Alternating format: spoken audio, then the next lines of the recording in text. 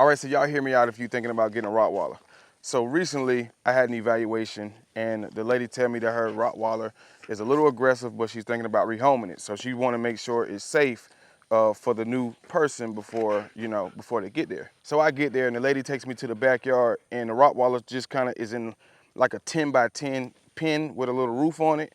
So I walk up to the kennel. I tell the lady to stay back just because I just want to test the dog. I want to see pretty much what I'm dealing with. So I work with the dog for a few minutes, and I think the lady at that point, she's kind of persuaded that this dog is too aggressive to rehome. You know, sometimes the dogs is bluffing. You know, sometimes they'll bark, but they ain't gonna bite, or they'll put on a show. But this dog was really trying to bite. What really kind of made it worse is that she cannot get the dog out of the kennel herself. Me going and getting that Rottweiler out of the kennel is probably one of the most dangerous things I can do, because a lot of Rottweilers, they're very protective about their little area, especially when they live there. So the lady tells me that her and her boyfriend got this dog together, but she never really got a relationship with the dog. It was more just of an outside dog.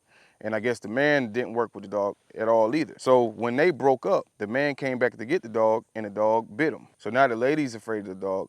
The boyfriend left the dog there. He's like, look, it's your problem, deal with it. And she's in a spot now where she really don't know what to do with the dog because it's too aggressive to rehome, but she's afraid of the dog herself. I say all that to say, if you get this kind of breed or any other kind of dominant type of dog, you need to be making a relationship with that dog. You need to start training with that dog immediately. And you shouldn't just leave that dog in the backyard. These kind of dogs tend to get a little bit more dominant when you leave them in their own space all the time. So just make sure, don't get a puppy until you got the time, you got the resources, you got the finances, everything that it's gonna take to be able to raise that dog the right way.